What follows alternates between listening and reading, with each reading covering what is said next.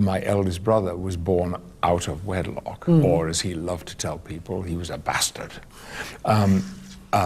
And my father not only didn't marry my mother, but the family's suspicion was that he immediately joined the army. Really? The moment that he knew he had got this young woman pregnant. Well, I think you might be interested to have a look at this. This is a later sheet from the service record, but what it shows is the dates of birth of his children, including Geoffrey. 28th of January 1925. So actually 2 weeks before he joined the army.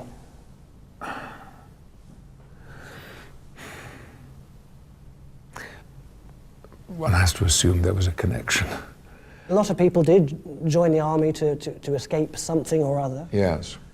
Maybe the actor in me is inclined to see that as a dramatic and perhaps desperate gesture. Whether he intended to escape or not, Alfred did eventually return to Mirfield and married Gladys in 1933. By this time, he'd been promoted to the rank of Lance Corporal in the Regimental Police. The job of a regimental policeman is a very interesting one, very unusual one as well. What he would have been doing was working actually within the regiment, within the battalion, making sure that people were properly dressed, that they weren't drunk, they weren't playing cards for money.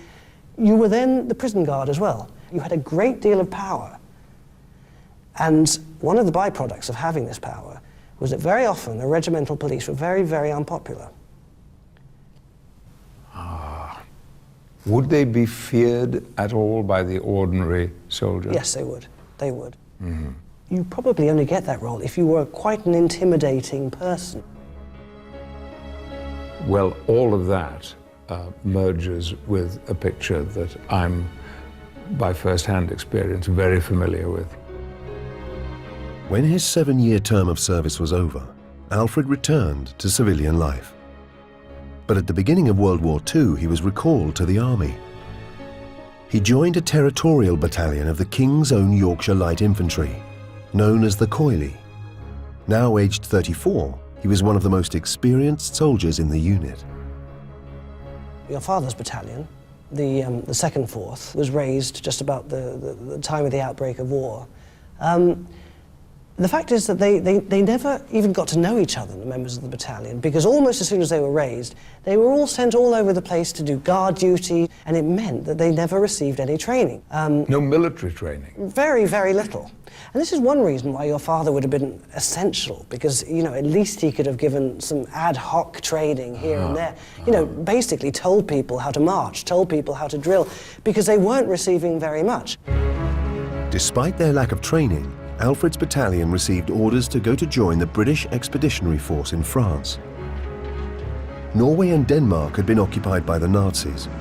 Now the British Expeditionary Force, along with the French, Belgian and Dutch, were preparing for a German invasion of France and the Low Countries. The plan was for the Coylie to play a support role, far behind the front line. Your father's battalion weren't going to go into battle. They were going to effectively be pioneers. They were going to do a lot of digging, they were going to build railways. That was the sort of thing they were going to be doing. They're not well equipped, for example. They had about a third number of Bren guns they were supposed to have. But it was going to be all right because they weren't supposed to be fighting. Right.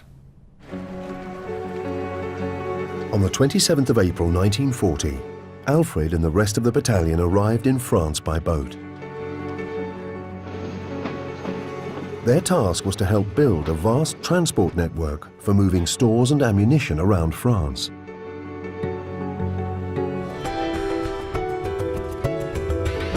Whatever I find out about his time in the army is going to be illuminating, because it was having left all that behind him that made him at times a pretty unhappy individual.